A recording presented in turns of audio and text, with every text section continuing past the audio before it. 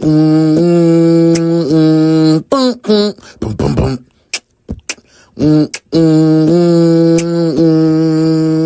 Boom, boom, boom. Going to work. Boom, boom, boom, boom, boom, boom. Boom, boom, boom, boom. Boom, boom, boom, boom.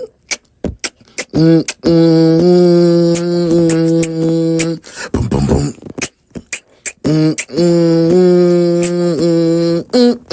We going to work. Boom, boom, boom. Boom, boom, boom.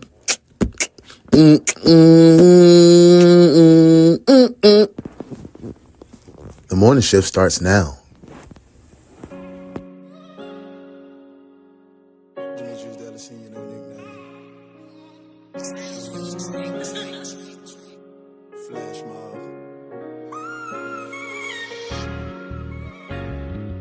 I just think it's funny how it really ain't no such thing as loyalty no more. I find it funny how all my so-called niggas up in love. I find it funny how you took that risk and burned your bridge. It's funny when you know you need me, but you lost. I find it funny how you gon' play the victim when you cross. I find it funny how all my so-called niggas up in love. I find it funny how you took that risk and burned your bridge. It's funny when you know you need me, but you lost. I find it funny how you gon' play a victim when you cross. You start to switch up and you get around them thoughts and you start to flip up, get some internet views and you holding your nuts. Shouting you crashing out my gangster. Thought it was us against the world. You secretly jealous of me.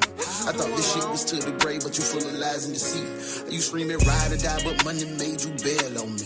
I'm dropping dimes to you, but you throwing my shit just incomplete. I would've up that fire and made these niggas rest in peace. Good morning. But you played me, so Good morning. Y'all up?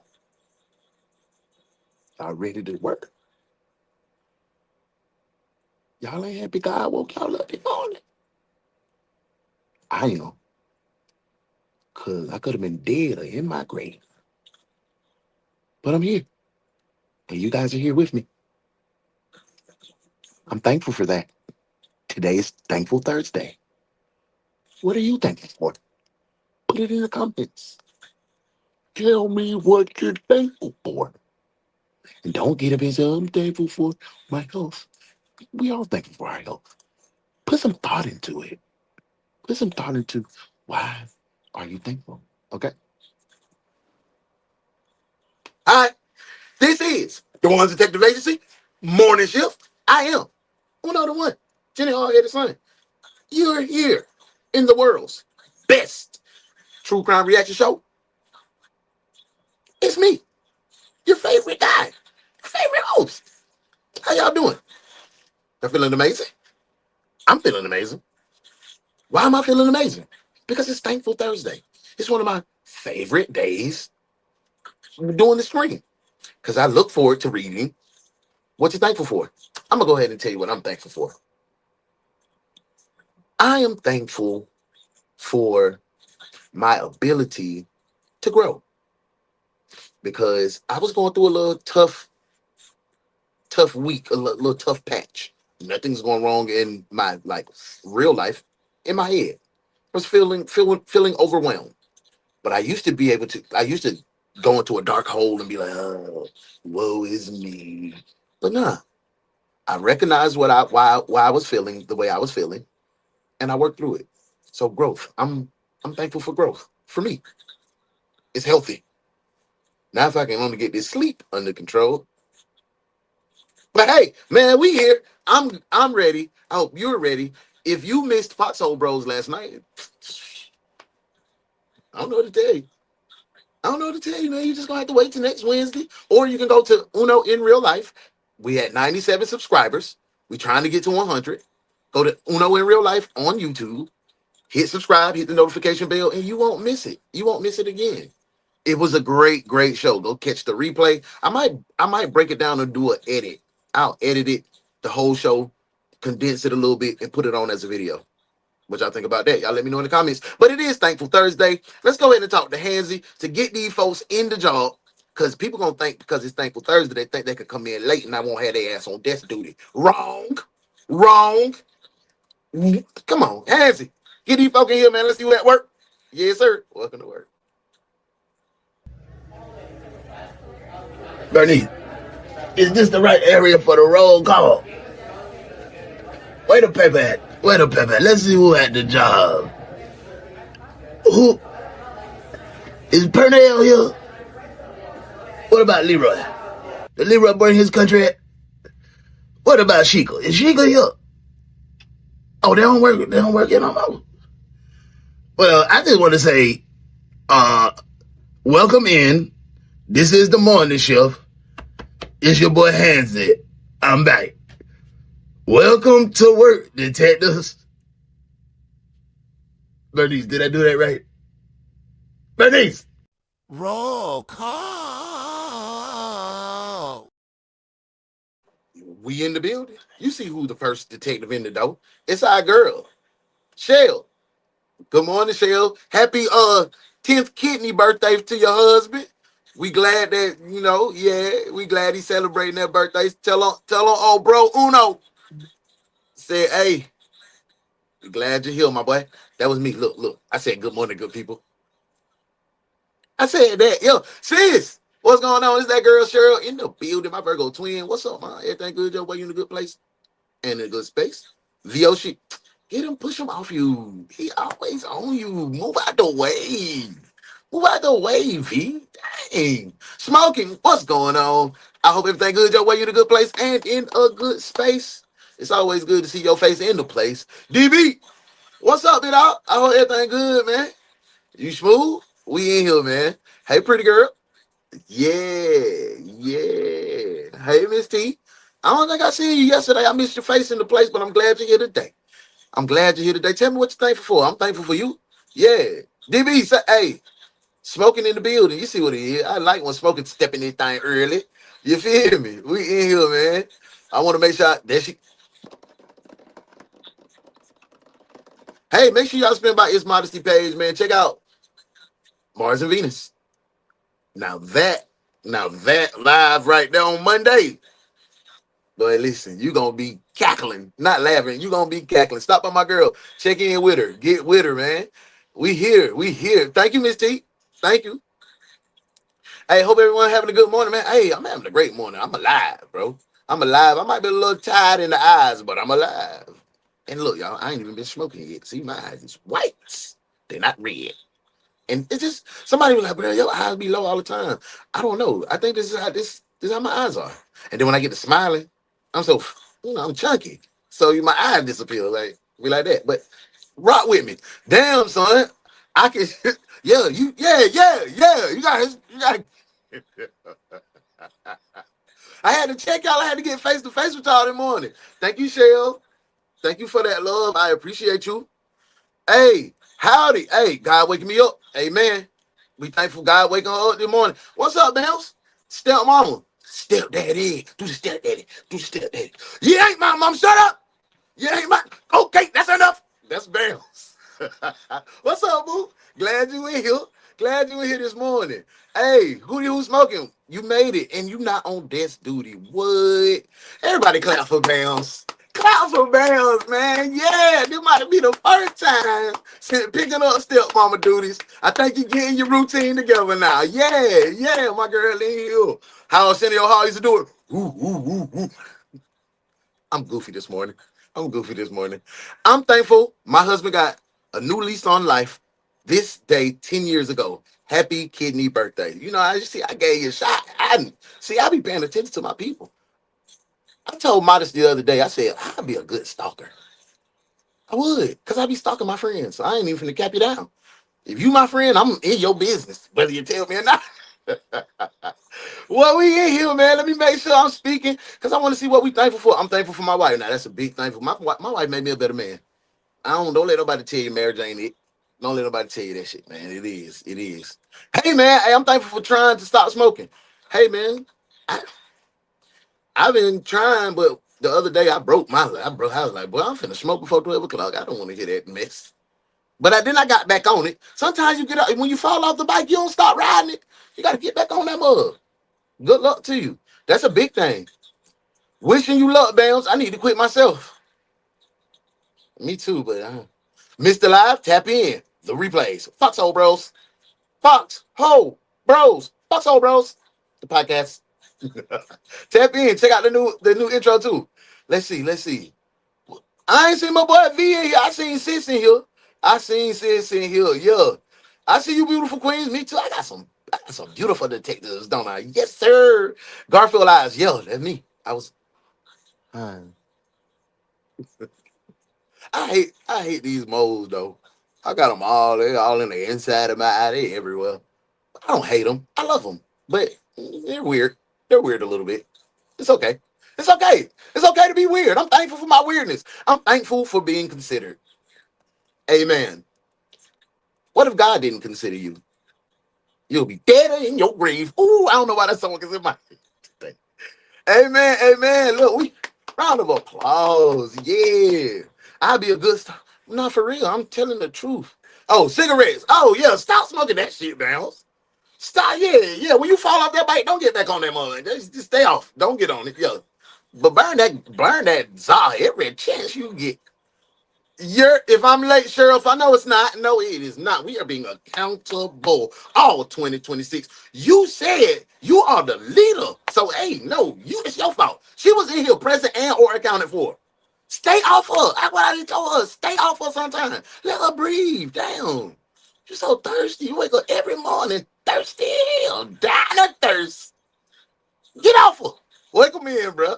Welcome. Hey, y'all, we got a crazy case today, y'all. Listen, we got an active duty military member and the case of how to catch a trained uniform killer. You know they're gonna be crazy, right? All right, man. I done touched on everybody. I did not touch on everybody. Sorry. I did not do that. I read everyone's comments. Y'all ready to check in? Y'all know what I usually say right here. Welcome to work, detectives. Let's go solve this case, man. Let's do it. Morning shift starts now. Here this morning, police are looking for a The only detective agency capable of handling these grotesque and obscene cases. Look no further than the DaOnes Detective Agency, where evidence does not matter. We lock you up and figure it out later. Hey, what's up? The DaOnes Detective Agency, with your captain, UnoDaOne.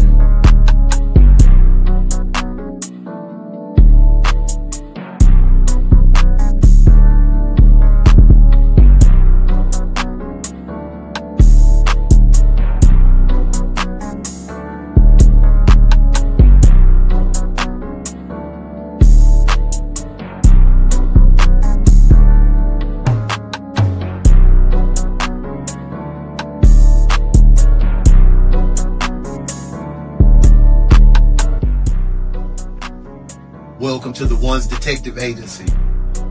I'm UnoDaOne. Welcome to work, detectives. Let's get to work.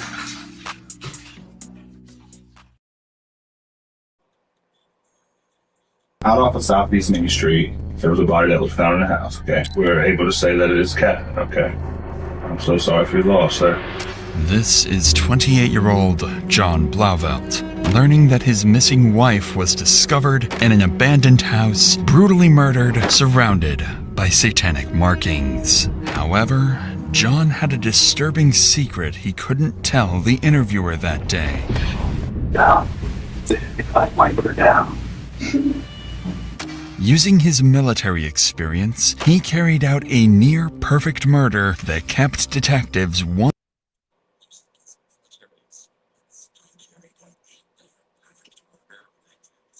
Why I always gotta be using his military experience? He came up with a perfect murder. Everybody in the military okay. Everybody in the military is trained for you. All right, but let's get back to this case, man. Damn. Y'all all in my business one early this step morning. behind for years. And by the time investigators began to narrow in on him, John was already long gone, living in a new state, in a new house, running away with his 17-year-old girlfriend, and seemingly getting away for good. Oh my God! He killed his first tenderoni, slid on 12, got him a little one out of high school. He one of them high school parking lot dippers. Slid back, building a whole new. We gonna put this boy in cuffs and here, dog. You're cuffed, detective. Cuff him. Cuff him now. You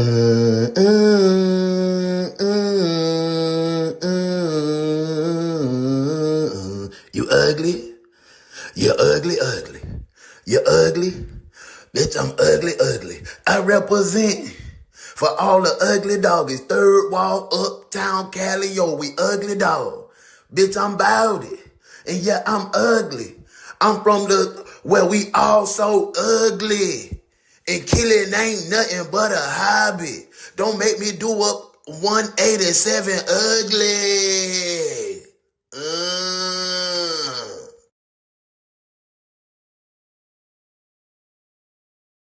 Hey, Bams, Modesty, and DB, y'all already saw the case. That man came up. We ain't know a damn clue. We didn't know nothing. That man just did like they just telling him his wife did passed away. He did. Y'all, he guilty. Good job, detective. Now that's what you call being trained properly. I like what you did there, detective. Good work.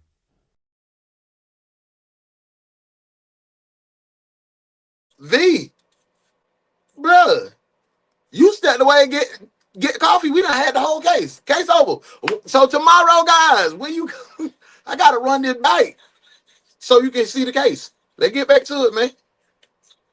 The best true crime reaction show on the net. Period. Like bite. All right, now Bite. say it how I said it. That be really sound like it really feel weird even me trying to prepare my mouth to do that. But like I say bite, screet, bite, pipe. Bite, pipe. That sounds crazy. All right, that is a country. All right, let me do it. I said it ain't like hard on us back.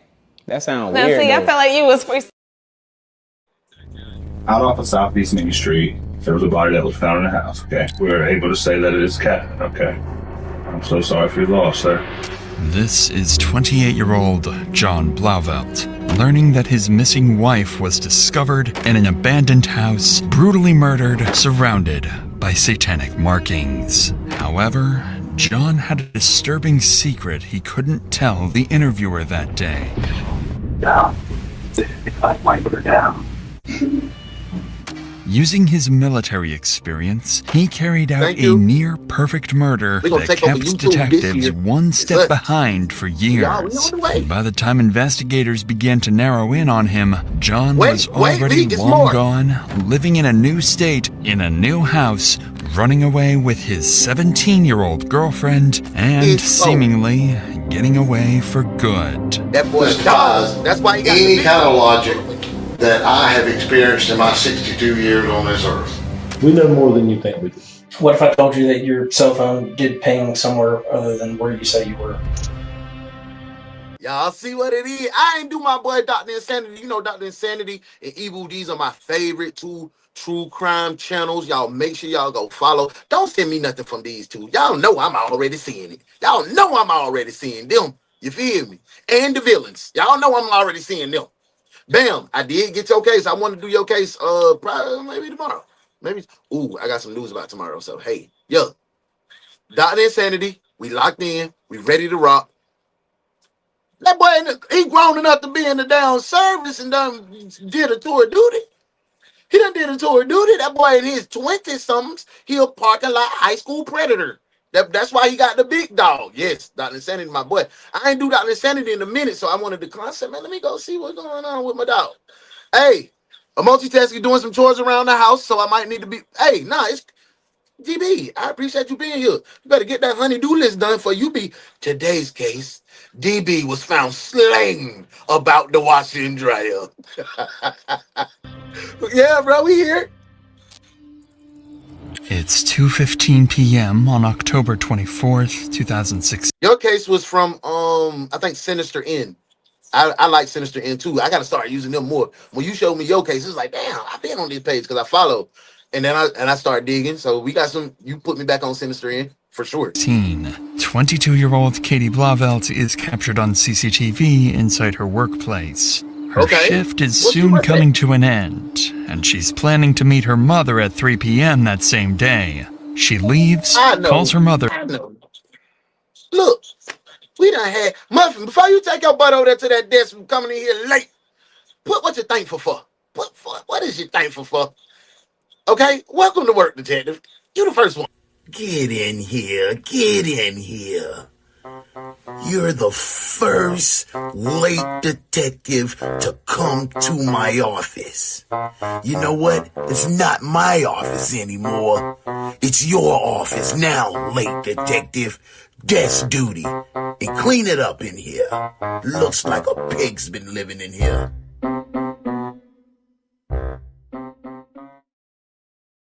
And then this one come right in there. He tried to blame the babies. Oh, nah. Man, I don't even want to hear that, bro. Come on in here, bro. Sit down. What time is it? No, what time is it? Yeah, it's past the time that you were supposed to be here to clock in. No, save the excuses, detectives. You know the code. You know what's next. Desk duty. You late detectives disgust me. Welcome in, man. I hope you. Oh, it's raining out there today. I'm about to say, you better take your babies outside and get some fresh air, but keep them inside. Keep them inside. It's raining today. Glad takes a selfie, unaware it's the last photo she ever takes. Okay, my girl Modesty went over. Not long after, her phone pings a location for the last time, and Katie disappears without a trace. It was a trace. 5 hours passed by. It's now 7 p.m., and Katie never arrived for dinner with her mother. Did we find out what Miss Katie is working at? Nobody didn't tell what Katie working at. Miss T, I don't know, girl. You can't keep all that prettiness in that house. What? Miss T, you and Modesty, y'all going, ooh. Worried, the mother and other family members try calling her multiple times, but her phone has no signal. At 7:48 p.m., Katie's mother reports her missing. Officers, friends, and family mobilize to look for her, and the search officially begins. But this left detectives with a critical 5-hour gap in the timeline, one they would spend months trying to piece together. Now, if you look at Walmart data, you know the case is solved. Walmart catch more criminals than the FBI. And you can clip that. 10 hours would go past without any clues about Katie's whereabouts. Then, at 12:33 a.m., the police receive an unexpected call. One of Katie's friends is on the line, claiming he's just found her body, dead, inside an abandoned house deep in a nearby forest. So, how you know that the abandoned house is deep in the forest? What brought you deep in the forest? Friend? You talking about a friend called? No, friend. We're not going to buy that. You know more than what's going on already. You knew goddamn little Schmuckatelli brought his country ass over here and killed that girl and dropped her. Because you don't just be wandering in the woods to a devil worshiping house. We're not going to buy that, friend. So right now, I'm questioning everybody. I think the friend is lying. Lying. Why you always lying? Oh my God. Stop all that damn lying. Let's get to the case, man. They trying to tell me talking back. 911, what's the patient's emergency? I'm in that Discover Church across from it in the woods. You're at Discover Church across from where? In the woods across from it. I was worried about my friend, Katie. She went missing. She's been missing for a while now, and we came in this house that we used to hang out in, And she's a man. She knows how to. Quickly, medics and police rush to the address of an abandoned house deep in the woods. Upon arriving at the scene, officers notice multiple graffiti markings, including apparent satanic symbols. Soon after, they identify the caller as Wayne Roper, a friend of Katie who leads them into the basement of the abandoned house. There, officers find a large concrete... Were y'all over there having a seance? Were y'all playing with the Ouija board? Were y'all doing some real dark magic type junk? Cause y'all know y'all like to go out there and play with them folk, man. Don't be play. I know that is real. If I believe in God, I gotta okay. You feel me? And y'all over there conjuring up these folk. I don't play with them dark spirits, bro. I don't. I'll jump out of a plane. I do it. Sure. I'm ready right now, but I will not. The Ouija board, don't play with me. Box sealed with plywood. Miss Cleo, none of them. When they remove the cover, they're met with a horrifying sight. Katie's body lies inside, with a knife pierced through her neck and 16 stab wounds across her body. The lack of struggle and the state of her clothing, with her shirt pulled up and her lower clothes missing, suggested a sexually motivated killing. All of these details point detectives straight to Wayne as their first potential suspect. But what they don't realize is that this is exactly what the killer wants them to think. Every detail of the scene has been arranged to send them chasing the wrong lead. Without realizing it, well, I'll be John Brown if it ain't Mr. Fiber-induced serial eater himself. Oh, Big Willis O'Selm, a.k.a. Doc Willis, a.k.a. Earl Damn Lee, a.k.a. Always Late. Look who it is. He don't get no, I know you had a bad day, desk duty. No, he get the rude desk duty. What time is it? No, what time is it? Yeah, it's past the time that you were supposed to be here to clock in. No, save the excuses, detectives. You know the code. You know what's next. Desk duty. You let detectives disgust me. Bro, yeah, man, y'all make sure y'all tap in. See, me and Late Guy, the late guy that's on the screen, Big Willis 07. That's not his name on the show. His name is not Big Willis 07. Tap in with my bro, Uno in real life, Foxhole Bros. Check out the replays. We finna drop all the clips, so tap in. Uno in real life. We almost to 100. We need 3 more. 3 more subscribers. We at 100. Look how we get to 100. We working.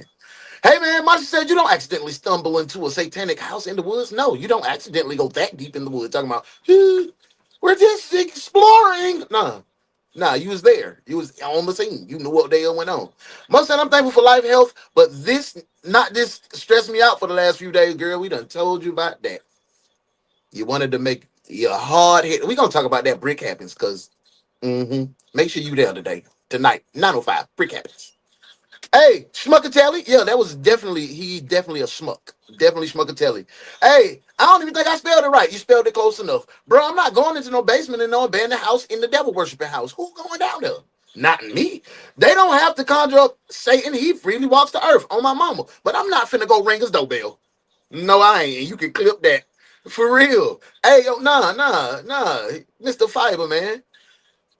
You know my ex named Darius? He was one of the craziest men I ever been with. He fooled too. Let's get back to the case, man. We in here. Detectives have walked straight into the killer's setup. As the night went on, forensics revealed chilling details. Katie's body had been dragged to the basement, and her phone was found submerged in water to destroy it. Wayne is detained and brought in for questioning. At the moment, detectives believe they have their killer, and they're ready to push for a confession. The friend. Wayne, I'm sorry to keep you waiting, brother. Hey, buddy. What's your name, pal? Franklin Wayne Roper. Franklin Wayne Roper. He got a good shit. Franklin or Wayne? Franklin Wayne Roper. The Satanic Strangler. Next on the One's interrogation. That just sound good, don't it? I mean, not. At this point, Wayne believes he's been brought in to be questioned as a witness after the heartbreaking discovery, unaware that detectives are already convinced about his involvement in the murder, and any statement he makes might be used against him. I think you know why you're here, right? Yeah. Okay. Tell me how did you meet Katie? Just from the time you met her, kind of what your relationship was, and leading up until, 11:30. How would he know to use him as a fall guy? Because he probably had a hand in helping dispose of the body, or he knew more than what he was putting down, or he was just a weird satanic worshiper that wanted to go to the satanic house and chill. I don't know. I want to get some more detail though. Hey, these are the Keystone crops. Sounds like a SK name. So last night, okay? I first met her, we were friends at first. I'm lost. And then we dated for Children of the Corn. Like a month or so. A serial killer. Okay, serial killer name. It does. I moved Franklin to Wayne Liberty with my dad. Satanic Strangler. And we stayed in contact for a little bit, and then once I left my dad's and went to North Carolina, we lost contact. Detectives begin the interview by learning that Wayne and Katie were once together, but quickly, Wayne... So yeah, you looking like the creeper, bro. You looking like the suspect. You got good motive. That's your ex. She done moved on. She got the little goddamn Sergeant Smuckatelli. She got PFC Smucky. Oh my God, bro. That boy was clever with his approach. Reveals something that would immediately put suspicion onto his name. Maybe a year later, that Katie got married to John Blauvelt, and then one night she came and hung out with us with John. It was the first time I've seen her since I moved, and since then John offered me to move in with them, a roommate. What?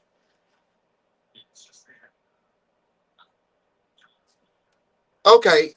Let me talk to my detectives real quick. Did this man just say, the ex-boyfriend just say, Franklin Wayne Roper, just tell us that his ex-bookie butt, the one that he loved, right, ran off, left him. Year later, she married to John. First time they meet, after the first time him seeing her after that year, his heart fluttering and that's my baby. Her new man, her husband, last name carrier, come up to her and say, bro, come away with us, bro. Yeah, come away with us. That's a red flag already. He trying to use you as the scapegoat to her already. He wanted to get rid of her, and you was easy pickings. Easy down pickings. Only if he left his phone. What? See, that's bright. I'm confused. Let's get back to it. That is actually bright people stuff. Talking about bright people. You crazy. I took it up. Nah, we got some colors that do that too. So you live with her? Yeah, it's weird. It was. When was this? Do you remember when this was? Kind of damn weird. When I lived with him. It was before June this year. And you moved in. You did it. Oh man, what in tarnations is going on here? Like, I'm confused. Where are you going? See if I can find him. Oh, aren't you going to eat first? I don't want any. You don't want any? I've been cooking all day. You can at least try a bite or two. You're hot stuff, you know that? I mean, I've been cooking all day. I missed Oprah, Phil Donahue, Joan Rivers, and Dr. Ruth. I don't know what's going on. Hey, give me a quick 35, a quick little smaller 35 to get your blood flowing. 35 heart presses on the emojis. And when you get finished, say done in the comments. So go, let's go. As Wayne explains that he once dated Katie and later lived with her and her husband, detectives gain another reason to suspect him. Jealousy. And just as everything appears to be moving in the perfect direction for the real killer and his carefully constructed plan, Wayne makes a claim that complicates the investigation and may just be enough to ruin the killer's plan. Living there, everything like going okay, you know. Then they started having arguments because of me, because she used to talk about me before, and she told me that he was jealous of me, and there are. So why in the hell would you move in with your ex and her husband that she already shared secrets and details of y'all previous relationship? Why would your goofy butt move in a hostile situation like that? Only one reason. Only one reason that you would move in a hostile situation like that. Because you still wanted that coochie. Back to the case. Arguments started getting worse, and thank you, Modesty. That was whenever he got drunk one night, and yeah, you know that was a quick and he had her in the bathroom. Just get your muscles right. They were just pretty much just screaming at each other. He had to pay rent. He probably split the rent. She ended up moving back with her mom, I think. When did you? Hey, I need we 15 deep. I need at least 5-10 of my detectives to tell me, would you move in with your ex man or woman and their new husband or wife? Yes or no? Don't give me no stipulations. Yes or no? When you were living with John and Katie, were y'all being intimate with each other? It was only once. And John was there or not there? He was there. Yeah, it was like a threesome thing.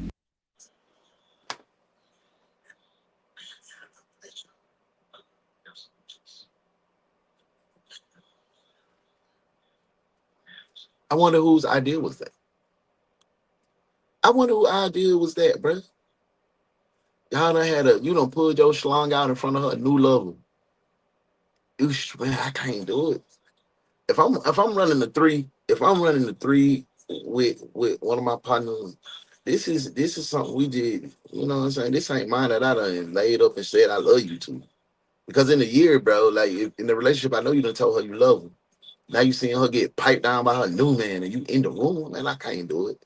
That's gonna be murder right there. That's gonna be death right there. Somebody got to go. You know what I'm saying? Like it's a wild situation. I'm not even like, I'm baffled.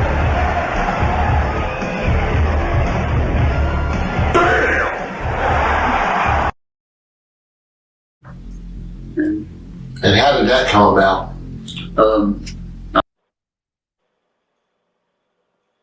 What? I have stayed a few nights with my ex and his wife, though. Hey, man, we're going to talk about that later on Brick Happens. We'd love to hear this story. Tap in tonight, 9:05. Uno in real life. Brick Happens. We putting together, I think we're going to put together the Game Boy. The Game Boy or the flower. Y'all let me know. We'll pick it out. We'll pick it out on Brick Happens. We'll pick it out. Tap in tonight, 9:05. I was drunk and I he might was not drunk be and I'm sorry I I got to did get it. my hair done. Like after that, like We'll work it out. he changed. 9:05. If true, Wayne's claims about John's violent behavior could shift suspicion towards him. But despite Wayne's accusations, something still doesn't add up. His story, with its inconsistencies and gaps, keeps raising suspicions. Because prior to this interrogation, detectives learned that on the day of Katie's death, Wayne arrived late to work and he admits to walking near the abandoned house around the time Katie disappeared. More importantly, while at work, Wayne was aware that Katie might be inside that very house. Yet despite that suspicion, he never alerted authorities. Instead, he waited until the end of the day, went there himself. It didn't come with instructions, just gave me it just gave me a website to go to, right? So I went to the website, and it's like Korean or something. So I had to do the little translate, because the website on the instructions for the, I guess, the American version didn't give me the complete. It's like bent off. So I'm trying to do Google Translate to learn how, because it's I have to wire it. I didn't know it was like it requires some wiring. Quick little, it should take about 30 minutes. I was planning on doing it on the show, but I gotta get these instructions. I'm gonna print out these instructions so I can do it. I want to do it because it looks dope. I looked it up on YouTube, and it looks dope because it has the glow coming out of his mouth, and it's round, it's green, it's dope. It's very dope, and I'm thankful for it. But I got to learn how to use it. Called the police. All of this places Wayne squarely in the crosshairs of investigators and unknowingly pushes them further into the real killer's trap. Because in the next few minutes, the interview will take a terrifying turn as detectives unknowingly edge closer to forcing an innocent man into confession to a brutal murder that he never committed. But before we get to that, recently I'd been dealing with these headaches for 3 weeks straight, and I kept pushing. Me too. I was dealing with headaches, but you ain't got to deal with no headache because you got me right here. If you're dealing with a headache like right now, blow your nose because it's probably a sinus infection. Hey, I want to ask y'all this. I was talking to a friend of mine, and they was like, "Oh, hold on, don't say nothing. I got to put you in my AirPod." So y'all think y'all can't put me on speakerphone? Now be truthful. So I'm not the speakerphone friend.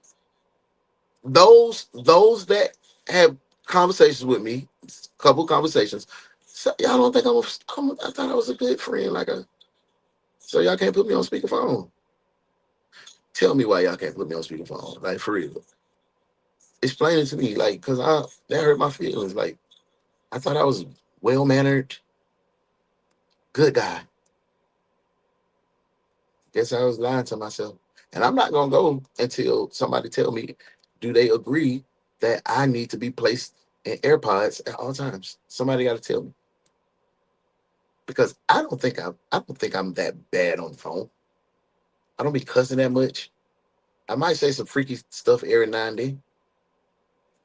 See, look, man, I know I wasn't no bad. Yeah, let's get back to the case, man. Yo, where detectives are on the verge of pushing an innocent man into a murder confession. Why did you call the police? I didn't think of it at the time. I didn't. Did you know she was dead? No. Why would you think the best idea is for you to walk into what turns out to be her final resting place, where somebody murdered her and dumped her down there like a piece of trash? I be trying to. You know why you didn't look in the bathroom? We glanced in there with the flashlight. If you're standing at the door of it, you can see in there. You can't see in the tub. I'm telling you, I was up there in the day. Because she wasn't in the tub. This defies any kind of logic that I have experienced in my 62 years on this earth. You look like you're gonna pass out. Well, your logic was wrong on your 62 years on this earth. That means you ain't got no damn logic. You was just forcing somebody to play along with your narrative. This is too much. I bet it is. Yeah, Mr. Detective. We got to give you a damn dispatch. So you mean to tell me, out of all the jobs in America, you chose to be a dispatch? It asks those type of questions. I heard that Barnum and Bailey Circus was hiring for clowns.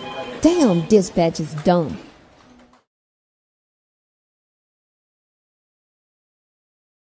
And Detective Cherie talking about your ass ain't no speakerphone friend.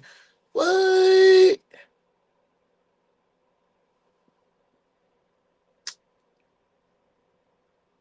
Rude. Get it off of you then. I'm sure it is. All you gotta do is lay it down. All you gotta do is you lay the burden down. That's the only way you can be forgiven. You gotta say, I messed up. Help me. That's what you gotta say. No. And I'll do it. No, I'm not gonna do it on credit. Detectives remain suspicious of Wayne, But with him sticking to his story and no hard evidence, they couldn't yet arrest him. Instead, they collected his DNA sample to compare with the DNA found underneath Katie's fingernails. But that's when, just a few hours after Wayne's interview, as police searched the area around the abandoned house, they stumble upon Katie's car, only a few miles from the crime scene, left abandoned in a nearby parking lot. It looked as if she had left in a hurry, but the reason her car ended up there would remain one of the biggest mysteries for the following months. Up to this point, everything was going according to the killer's plan, one designed and carried out by Katie's own husband, John Blauvelt. But Wayne's comments about his jealousy pushed detectives to dig deeper. What they found was a restraining order filed months earlier after John had allegedly pulled a gun on Katie when she refused to give him her phone. For the first time, despite his efforts, officers were seriously beginning to suspect John. So the next day, on October 26th, detectives approach him at his office on the military base where he works. Their goal is simple: hear his side of the story, verify his alibi for the day Katie died, and see how he reacts under pressure. For most perpetrators, this would be the moment everything starts to fall apart. But John isn't like the rest. He would play it perfectly. Alright, well. Okay. Congratulations. Congratulations, TT. Yeah. Speaker friendliness depends on the friend you're speaking to. We all code switching. Yes, sir. We all code switching. For sure. This wild. They was about to put that man, Franklin Wayne, in prison. And Franklin Wayne ain't do nothing but have some little freaky moments with his ex-girlfriend and her husband. Yeah.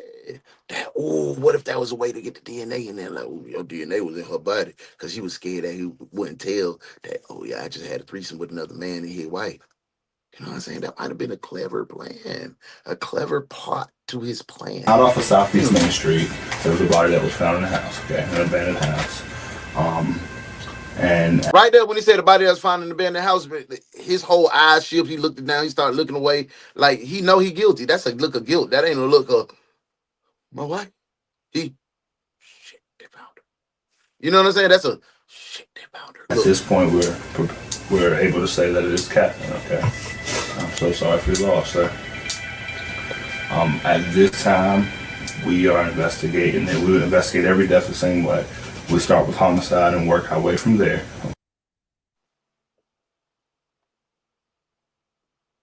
Bro, I'm kicking over the dead set. Okay.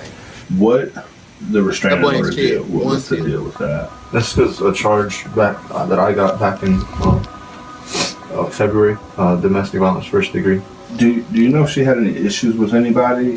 Anybody that wouldn't hurt her or anything like that? No, and I know that she's been dating around, and you know, it's whatever, because I've been too. But. Notice how John intentionally directs detectives. She's been dating around. Dating around, fool. That's coming back to the instance where I said he was setting this all in motion by even offering this man to come into the home and be intimate with his wife.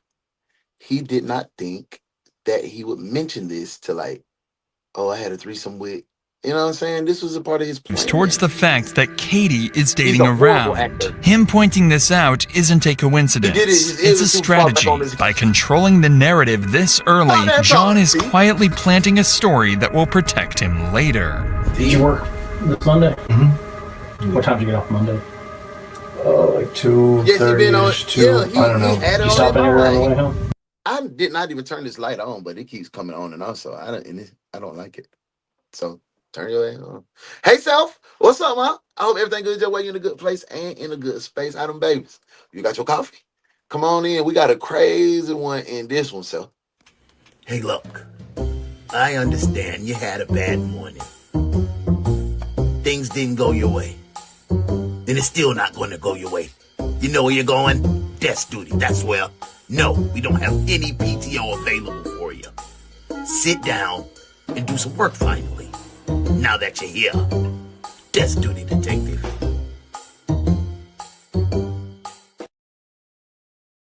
Hey, Ma, welcome in. Let me ask you this: why were you looking for Katie? For Cheyenne. Cheyenne's destroyed right now, and I'm just trying to help her out. Who do you know that would want to do harm to her? Not nobody. Do you know there's a guy that used to live with you, redheaded fella? Redhead? Yeah. Wayne? Yeah. Mm-hmm. What's his story? Not red. That's not red. Regular dude. It's blonde. Friends with him. Mm-hmm. What do you do for the Army? Well, right now I just sit in this office, small office right now. Because of the civil investigation, all of my recruiting duties have been suspended. Are you familiar with this abandoned house? You're a dweeb. Yeah. Okay. That's the spot. You'll go be bringing the boys This is into the the hangout forest, spot. bro. Am I being charged with a crime? Because he's recording me, and I'm not comfortable with that. No. And if I am, I'd like to contact a lawyer. Because this is uncomfortable. Okay. You're not being charged. Okay. With a crime right now. As the interview ends, John does something counterintuitive. He defends Wayne, the man he's secretly framing. It's a manipulation tactic known as reverse empathy. By showing compassion, he makes himself appear harmless and trustworthy. John's first interrogation had gone almost perfectly, leaving detectives with little they could use against him. Still, they couldn't shake the feeling that something was off. With no evidence to hold him, he was let go, and officers would turn to those closest to John and Katie, their friends and family, unaware that John had already influenced them. Damn. Detectives started John with had Crystal, said this playing the Katie's motion. He done got to the friends and family that he knew them folk were gonna talk to about the missing daughter or his missing wife, and he done got in their head. Ooh, he's a master manipulator. Good night. best friend, and at the time, also John's roommate. John knew exactly what to expect here. In his interrogation, he had already planted the idea that Katie was dating around, and Crystal, being one of Katie's close friends, also knew about her dating habits. His hope was that she would unknowingly reinforce this misdirection, steering suspicion towards anyone but him. Alright, October 28th, 2016, 4:47 p.m., Simpsonville Police Department. Like I said, all I ask is that you don't put John when you're up here. And he's not the only suspect. You know, there's other people we're talking to and questioning. That's good. You think he wanted insurance money? I just think he wanted it out of the situation because he's a jealous individual. He's just, I mean, he said that, you know, it sucks for him because he feels like he's going to get in trouble for it. But, you know, he's like, I didn't do this, you know? Like, I'm tired of people coming after me. Right. See, me and John actually really do get along. You know what I'm saying? I'm not going to lie about him at all. I'm going to tell you the straight up truth. If he's acting weird, I'm going to tell you, but it wasn't. I was thinking last night about it. I really was. Just maybe a split second thought that it could have been John. But he's, ever since Katie's gone missing, he's made sure that there was more than one person around him. At the time that Katie died, that doesn't seem like his plan. Three of us were I gotta have more than one person. I mean, from 5 o'clock when he came back home till me and my boyfriend left for work the next morning, he was there. Notice how Crystal mentions that John got home at 5 p.m. and stayed there the entire evening until morning. It's a detail that would later turn out to be part of John's manipulation. Yes. So, if you had to take a guess at who killed her, what would you say? I don't know because I heard a lot of things, and I know she had a tender, and I know that she was dating a lot of people from...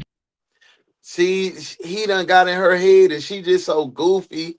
You heard his side of the story. You ain't even want to trust your own friend, and that was Cheyenne was your friend. That's your homegirl, and you, bruh, see, you don't need no friend like this. You gonna side with the nigga that done killed her. You gonna side, I'm sorry for saying that. You done side with the man that done killed her, done did all that. You know, I ain't going for that. I think he wanted out, but also wanted the money for a new start. What does that mean? Man, how many people live in the Thai house, in their house? Oh, in this house. They loaded up. This was like a community house. You know, Cheyenne telling me that she took a lot of people down in the house. I didn't even know the house existed. What were John's feelings or thoughts toward Katie to you? I mean, I know that he loved her. I know that he still does. I mean, he's mad because of what Katie is accusing, he held the gun up to my head and stuff like that. And just by the way she was talking, I knew she was lying. Because that's what she did. Me and her used to get each other in trouble all the time in high school. That's what she would do. She would lie. You ain't no friend, baby girl. You a dog, for real. You are not nobody's friend.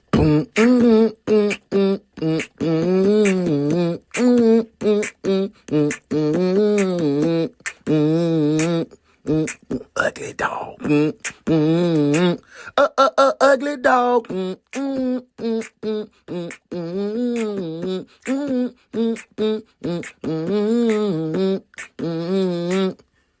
Ugly dog.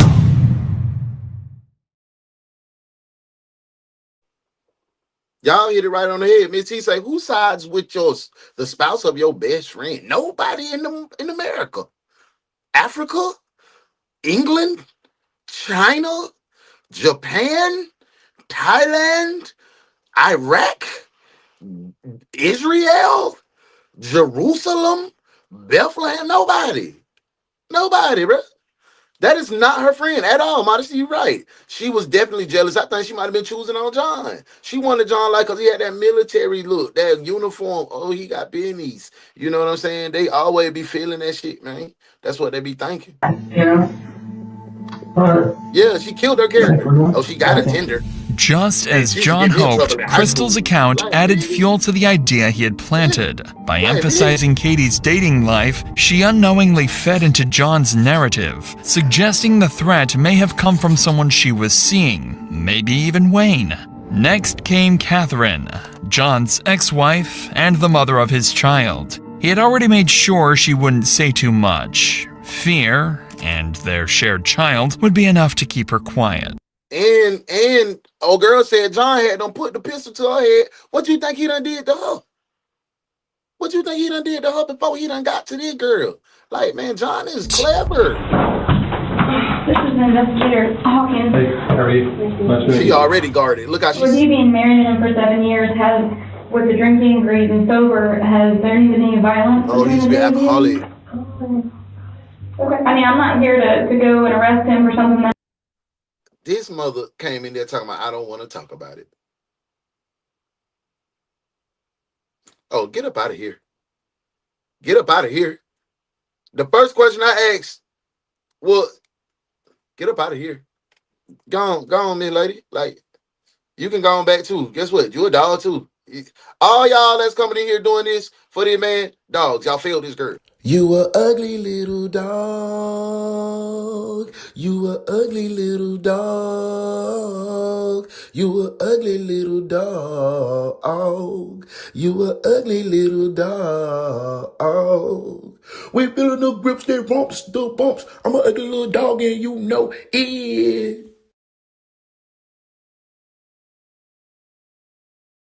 He done corrupted all the witnesses. Happened, 10 years ago or anything like that. But I just don't want to go into anything that had to do with us, because that doesn't have anything to do with what happened between him and Katie. I mean, it's not that you're incriminating yourself. He's a good guy. I mean, I'm alive. Bad joke, but I would assume I wouldn't be. This hooker said, I'm alive. Bad joke.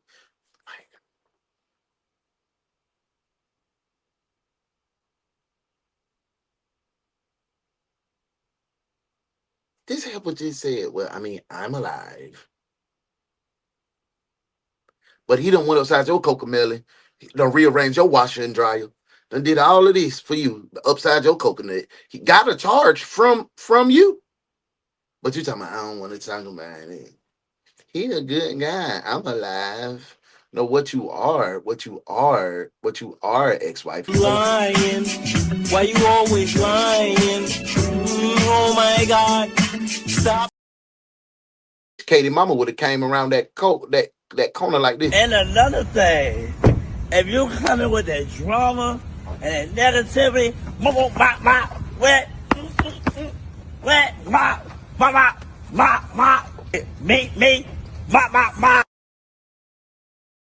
Popped her out. That's what I'm saying. I didn't get where it was located. If any of my detectives know where this happened, please drop it in the comments. My dog was looking at the phone like, you talking to me? No, I'm sorry. What's your dog name? Tell nephew, niece Pooh dog. I'm sorry. Oh, sorry. No, but he's never snapped with me for some reason. Well, you two have a kid together, so. Yeah, there's that, Man, but. that has something to do with it. All right, I'll give you a business card with But my they just phone told number you on this. there. I don't want to talk about it. When he went upside your Coco Melon, talking about he never snapped on you. So will you? Catherine's silence kept John safe for now. You know? But the final interview with Katie's niece, Cheyenne, would not go according to John's plan. Unlike Crystal or Catherine, she wouldn't protect him. Instead, she would point suspicion directly at John and reveal a motive that would tie everything together. For the first time, his carefully built plan would start to fall apart. Alrighty, your name is. She got all that.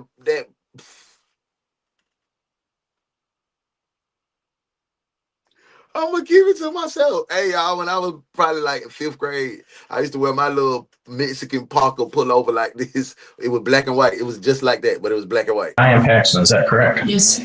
Okay. It is Thursday. She just fooled me because I was about to say she's top heavy. She was really top heavy. Thursday, October 27th at 8:52 a.m.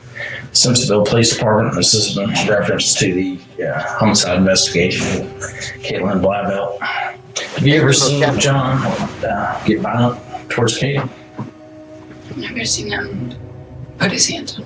I've seen them argue. Would Katie have gone over to his house on her own? Within the last 3 weeks to a month, like I do. So if he says he hasn't seen her since July. July. Yeah, no. He's seen her. I know that John is really angry at Katie for a lot of things. Tell me what he's mad about her for. He feels like that it's her fault. That their relationship went bad. And everything kind of went bad for a little while. He feels like it's her fault that he's losing his job. And that he got in any trouble. And he just blames it all on her. That's the motive right there. He done lost his recruiting privileges. I don't know if this matters or not. You finna be bust down. But I know he has a $250,000 life insurance policy on her too. Oh, y'all was right. He got a life insurance policy on her. Y'all detectives was sharp. Okay, y'all was saying it too. Like, nah, who knows money? Good job, detective. Now that's what you call being trained properly. I like what you did there, detective. Good work.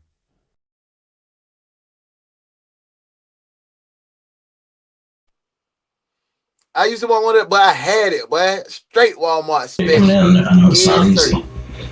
Especially when somebody close to you, but it's important. I stole mine. A lot of this information you gave us, good information we need. So.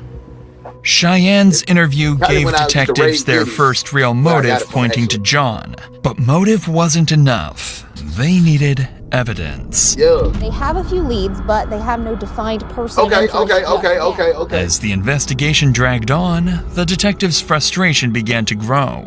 John had covered himself so carefully that they couldn't even get a judge to approve a DNA warrant. Without it, they had nothing that could tie him directly to Katie's final moments. Oh my God.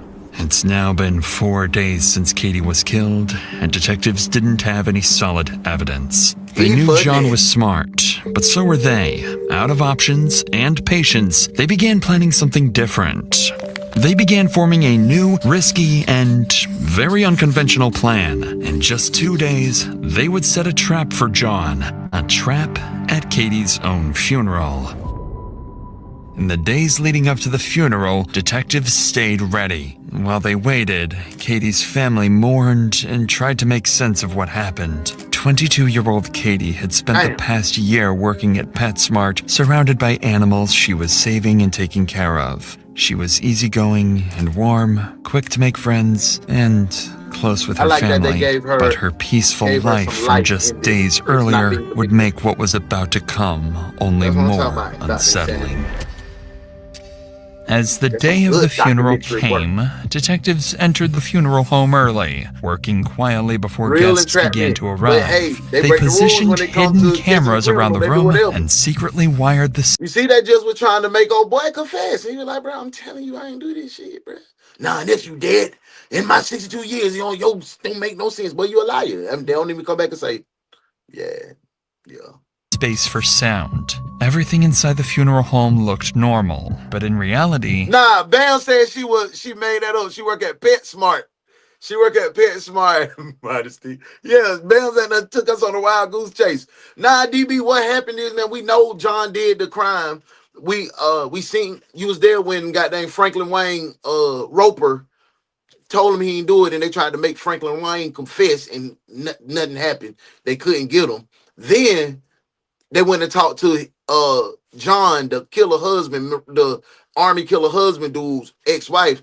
They said, we got him for a domestic violence charge against you. She said, I don't want to talk about it. He a good guy. At least I ain't dead. She was saying some shit like that. Then they tried to talk to the niece, and the niece ain't covered for him. The niece said, yeah, that boy mad at Shawty. He wild. He got a bad angle. I done seen him argue before. And he got a $350,000 life insurance policy on him. Motive. That's all you miss, DB, but we here.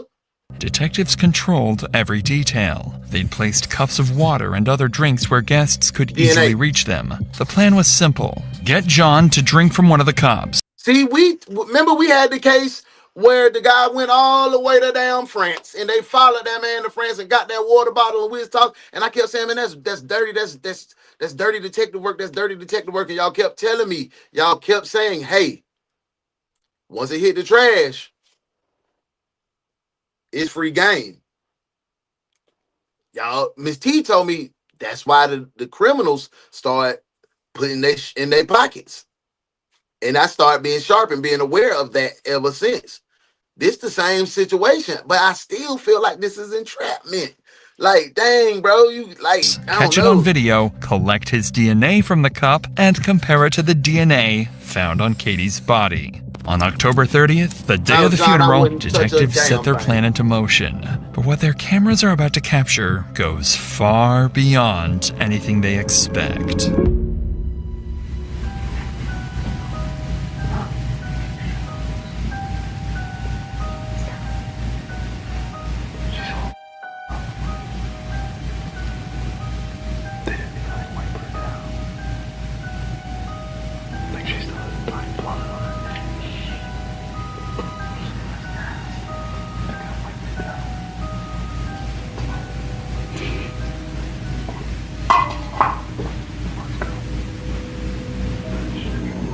As John leaves the funeral home, detectives know their plan has worked. They quickly return to retrieve the cup he had drank from and the hidden... Oh, they got that boy, man. And then he in there talking about, they ain't even wipe her down.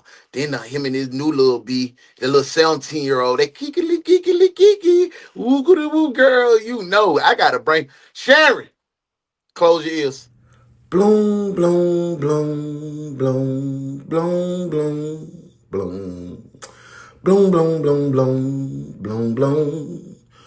Oh, doom, doom, doom. Bloom, bloom, bloom, bloom. Girl, I'm an ugly dog. You can see it clear. I get ugly every day. Right in the thick of love. I'm just an ugly pup. I get ugly every day. I'm ugly, you're pretty, you're beautiful, I'm ugly, and we don't even have room to grow. You get mad, I get happy, you get mad, I'm so ugly, and I have to get up and go out the door, I'm just ordinary ugly. I'm not knowing which way to go. I'm just ordinary ugly. You won't see ugly like this no more. This no more. oh, oh. Next time you should take it slow.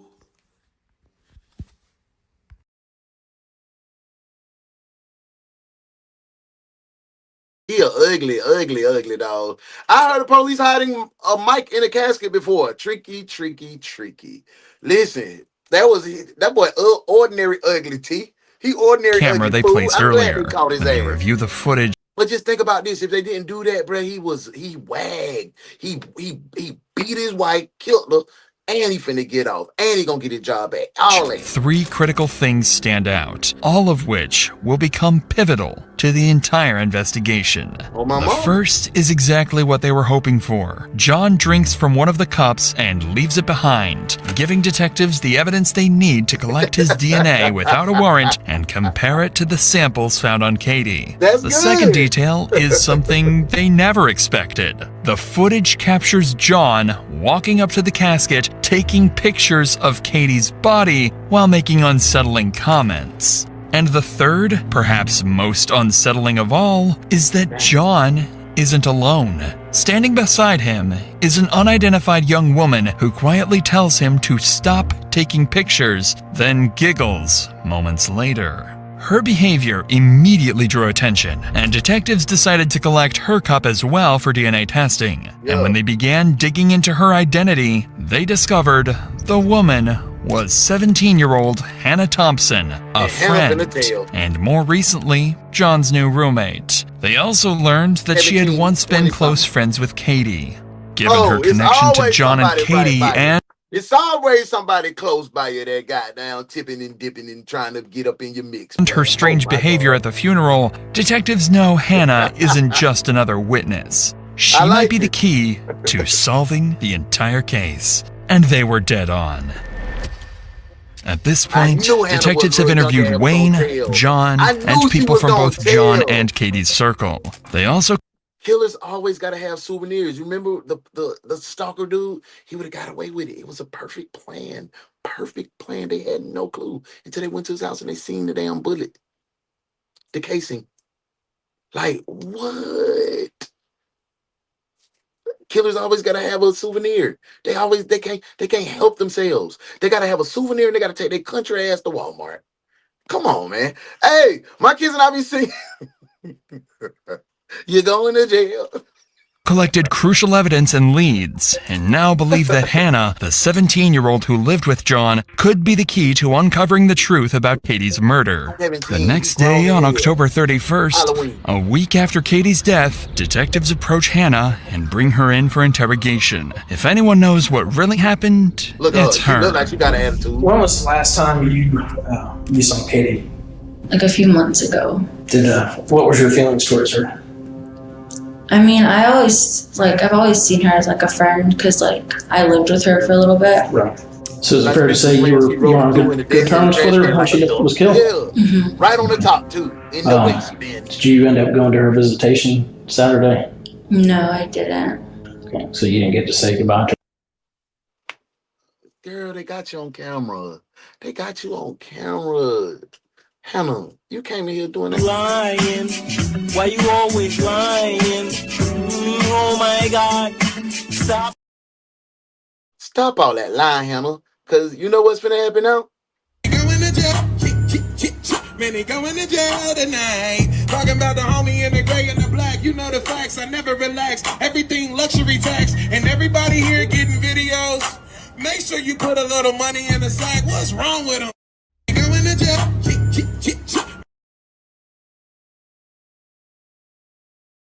Prison awaits. I know John, I think, went there Sunday, right? Mm-hmm. Okay.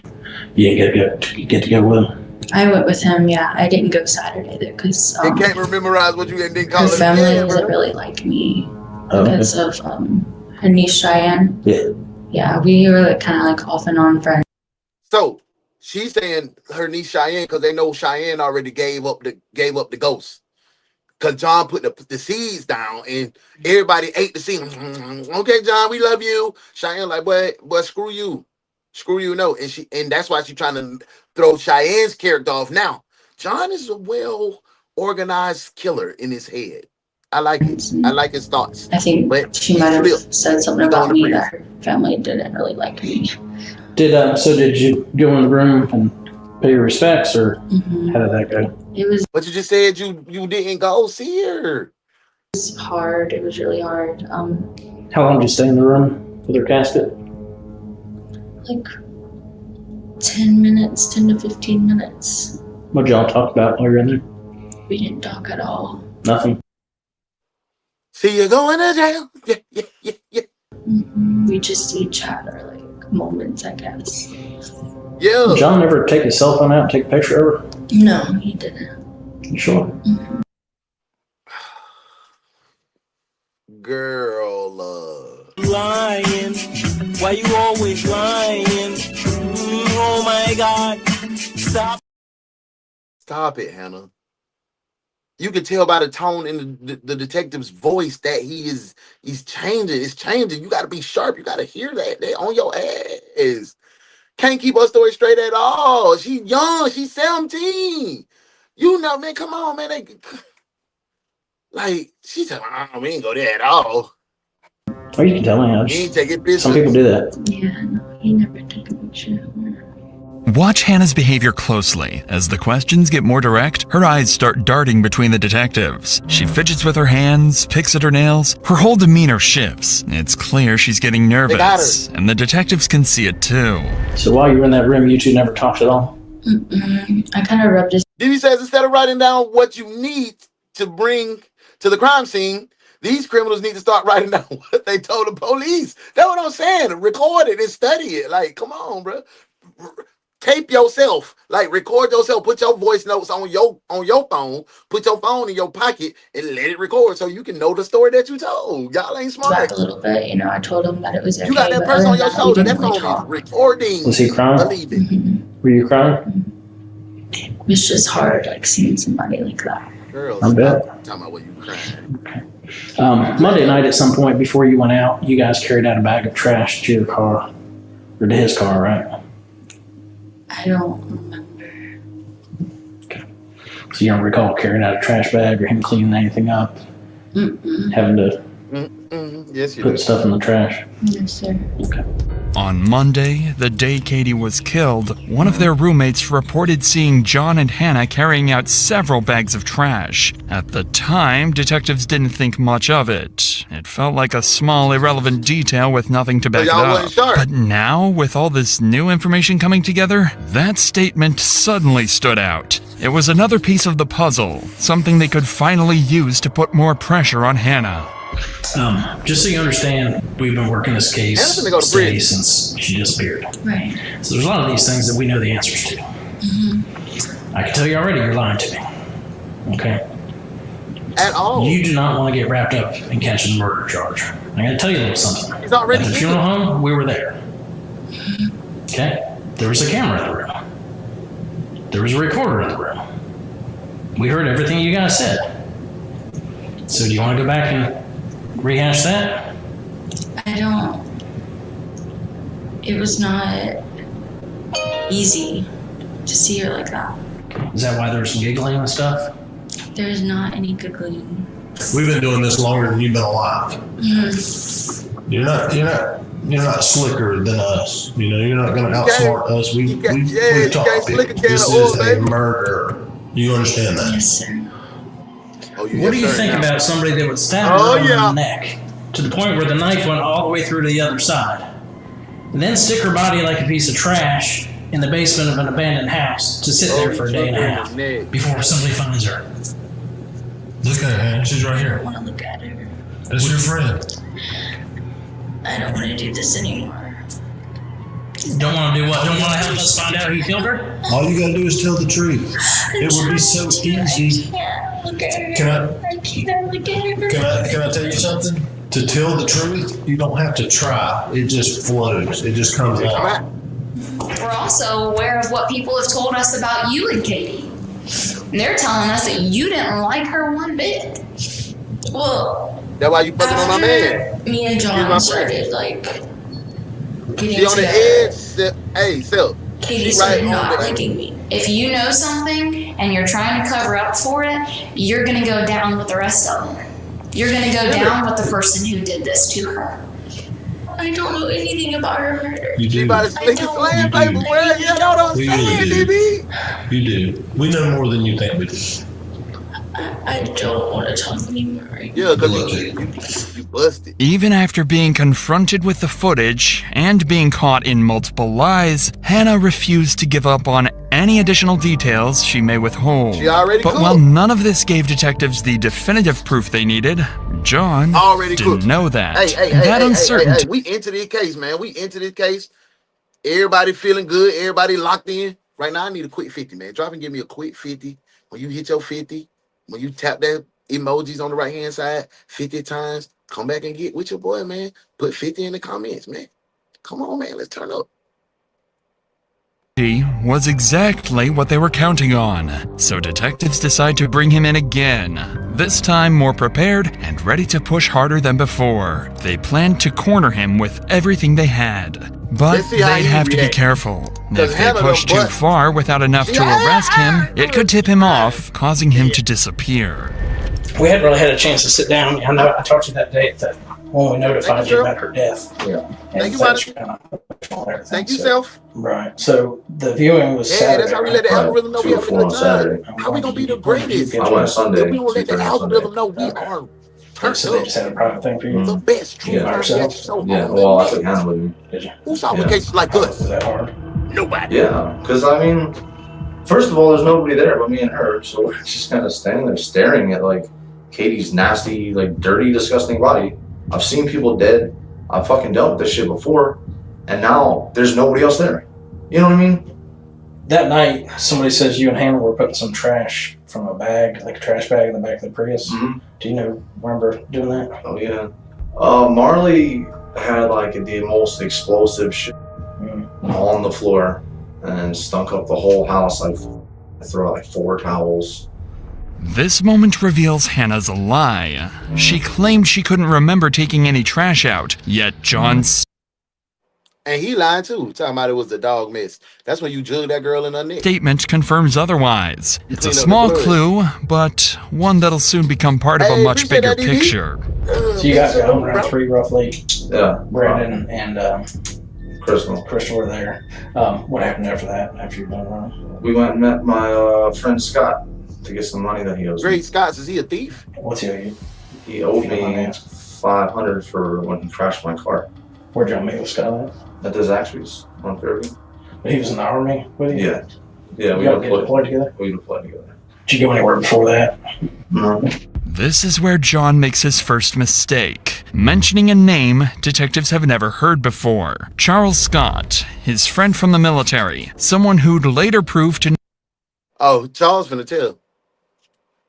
Charles is finna tell on your ass, boy. Look at Charles' face. Charles, your lunch ready? know far more about the night Katie died than anyone realized. I don't know how much you know about cell phone. Charles Beasley. And why country people don't say Charles like that? Charles. Charles. Ain't no L in it, just Charles. Chawes. Charles. And stuff like that. But God, as you go around, your cell phone's constantly searching for signals and stuff like that. So with that said, is there anything, going back to last Monday, is there anything you told me that your cell phone records would say otherwise? That used to be my show. What if I told you that your cell phone did ping somewhere other than where you say you were? Then I'd also say that her I would cell say, phone give me pinged a in lawyer. West Virginia. Yeah, that ended up being an AT&T. Oh, he said West mishap. They Virginia. plugged in the wrong phone number. Yeah, I don't know. What if I told you that Charles Scott's phone number pinged in the same area that yours did and not around Zaxby's? When? Monday night. He's got freedom of moving on him. We can call him. We can ask him. Okay. So the night... Because you already got in Charles' head, and you thought Charles was gonna got that cover for you. And I miss my uncle Charles, y'all.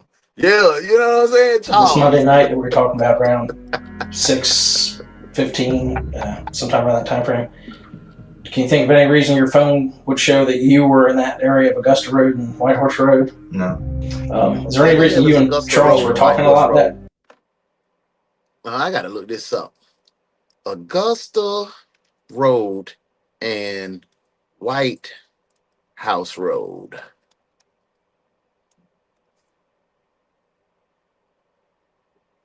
Greenville? No, I don't want to use my precision now. Greenville, Augusta, South Carolina? Is that what this is? South Carolina? Even yeah, because that's the night that he was here. That's the night he was available. I'm not looking to offend you, but it's questions that we need to get answered and cleared up. Okay. Did Katie have any kind of life insurance policy? Through the military, yeah. She's automatic. Oh yeah, through the military. So he didn't go get no extra life insurance policy. Yeah. She was married. When you married in, you get that 350 service member 450. That's what I used to goddamn dangle over my head when I was in my dark space. When I'm like, I kill myself, my kids will be good. Yeah, my daughter. Would you be willing to take polygraph so we can go ahead and do that with you and eliminate you and start looking elsewhere? I have to talk to my lawyer about that first. Okay. See what he says, because I don't know about that at all. As the interview ends, detectives have their first real connection between John and Charles. Both of their phones show activity near the area where Katie's body was found. It isn't enough to make an arrest. Leave your phone at the house. How to be a serial killer, part 1. Leave your phone at the house, part 2. Don't take your ass to Walmart. Part 3, don't have a damn witness. Man, see. But it's enough to keep digging. And with a new name now tied to the night of the murder, John can... You shouldn't have brought Charles' name up in the first place, because you already got the other people on your side. Charles gonna buck. You know he in the army. You say he owe you $500, but he finna spin your... Sense it. Detectives are closing in. At this point... T, I'm glad you said that, man. They showing him respect and they having good, dignified conversation. They was on her, and you know if you get your ass wrapped up in this, you gonna be like they was on her. They was on her. Like they always do the ladies like that, victim or suspect or not. The main circle of suspects included Wayne, John, Hannah, and now more recently, Charles Scott. John's friend from the army. Put Charles in the comment. But as detectives slowly pressed forward, John was growing uneasy. For the first time, he was starting to realize his master plan might not hold. That's when, on November 4th, 11 days after Katie was killed, detectives received a call that would send the case in a whole new direction. Crystal, who was John's roommate and had been interviewed earlier, came forward with information that changed everything. She liked John. John wasn't giving her the attention that she thought she was going to get. John stopped giving her the meat. Now, she want to change her story. You were lying in the first place, you bro. Lying. Why you always lying? Oh my God. Stop. Stop all that lying. Let's hear what she got to say. Hi, Crystal. Hello. How are you? Oh, good. That's a good perspective. Maybe since he's in the military, they figure yelling at him will not affect him. Maybe they are taking the respectful approach. Because yelling don't do nothing to me. But I hit you with that 1,000 yards still, look you dead in your face and don't hear a damn thing you say. I do that right now. I'll be looking dead at somebody like this, y'all.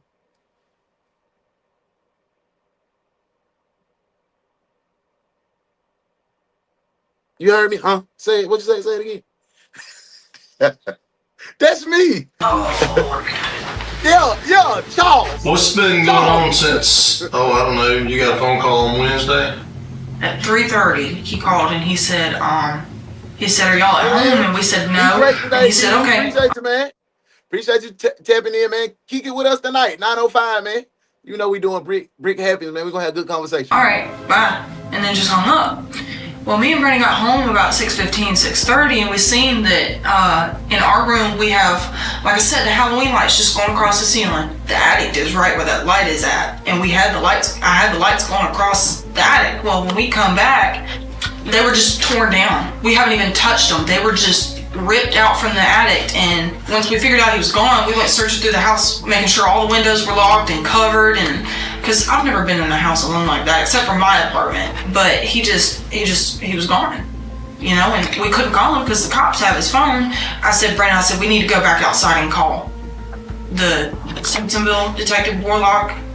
And I told him what was happening, and he was like, so you got suspicious because he was living with y'all, but he tore the lights down, the Christmas Halloween lights down, and that made you want to come back and tell your story? That made you feel threatened?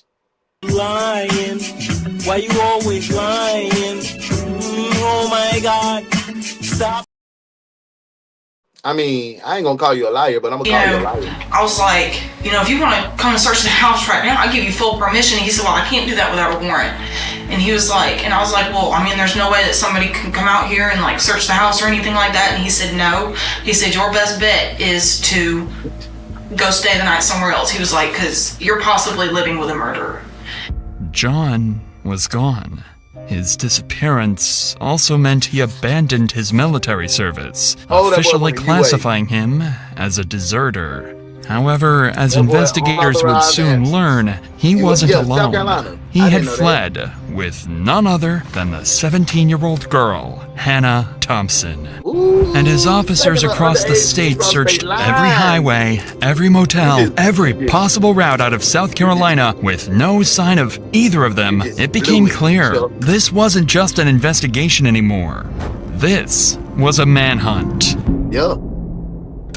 In the days that followed, leads were few. The pair had vanished completely off the grid. A 28-year-old former Army sergeant and a 17-year-old teenager, gone without a trace. 28! Then, on November 19th, 26 days after Katie's death, a small breakthrough happened. John's red Yukon was captured on CCTV near Las Cruces, New Mexico, about 1,600 miles from Simpsonville, South Carolina, where he disappeared. And just 2 days later, on November 21st, that same Yukon was found abandoned in the mountains of Umatilla County in Oregon, over 1,400 miles away from Las Cruces. Inside the vehicle, investigators found John's laptop, clothes, and camping gear scattered around, suggesting that after the crash, John and Hannah grabbed what they could and ran into the woods. The discovery confirmed what detectives had already feared. John and Hannah were constantly on the move, crossing state lines and staying just far enough ahead of law enforcement to vanish again. Later that same day, authorities issued arrest warrants for both John and Hannah, officially turning the case into a nationwide manhunt. By this point, John and Hannah had already been on the run for over 2 weeks before any warrants were ever issued, putting them far ahead of law enforcement and nearly impossible to track. But once the warrants went active, detectives finally gained full access to their phones, chat logs, and internet history. And that's when their worst suspicions were confirmed. I just woke up and I already feel sad again. I feel like you're still talking to Katie. I promise you I'm not talking to Katie. I will leave you if you talk to her. I swear. I know. I'm not and I won't. She's gone. I'm done with her. I promise. I'm going through with that thing though soon. I'm gonna be staying with you. Good. The messages between the two suggest that John had been planning the murder for months prior to it actually happening. And upon searching his internet history, they found searches like how to make a two-way radio or how to sharpen a knife, leaving little to no doubt about his involvement. But with John and Hannah still missing, detectives had little choice but to wait, hoping for the next break that could pull them back on the trail. And that's when, on November 25th, 21 days after John and Hannah's disappearance and over a month after Katie's death, detectives got a call from a South Carolina prison. But the caller... God dang, boy, that man is on the run for real. ...wasn't just anyone.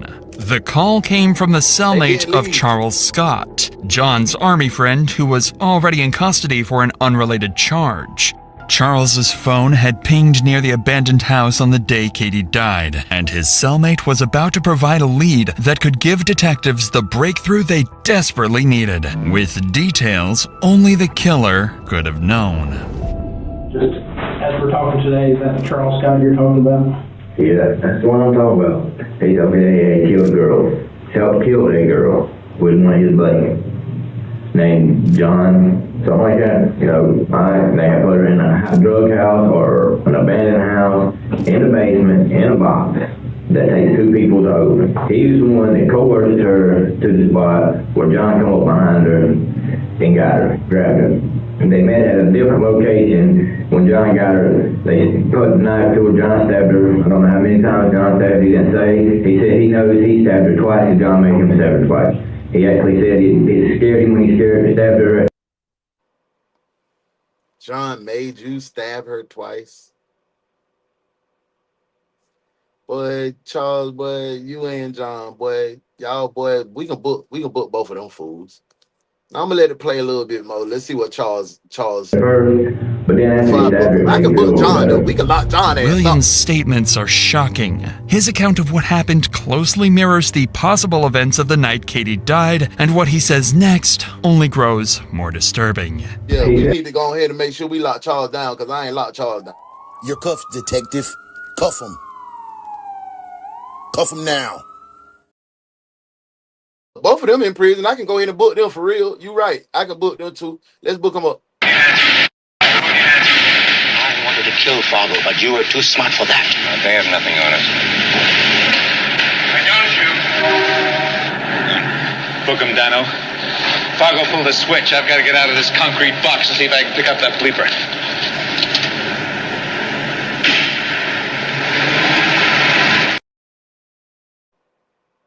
Well, this is the second time. The first time he told me about, you know, how he coerced her to come to the spot. Now that we're going to talk about something about John, trying to help John come off of marijuana. John's on drugs real bad. After John grabbed her, they put her in John's Tahoe, red Tahoe, and took her to the scene. So where did they say where they actually killed her at? In the back of the Tahoe, on the tarp. I said, look, be honest with me. I said, have they took your DNA? He said, no. I said, well, that's a good thing. I said, your DNA at the crime scene. He said, they hadn't took my DNA. It's not going to be there. All right. If you don't have anything else, Mark, we're going to go ahead and conclude the interview at 11:02 a.m. Mark's statements put serious allegations on Charles. It wouldn't be anything special as false accusations like this happen when VLC said, why dudes brand to themselves know they looking for a way out? Because they be trying to be the big dog in the cage with the dogs.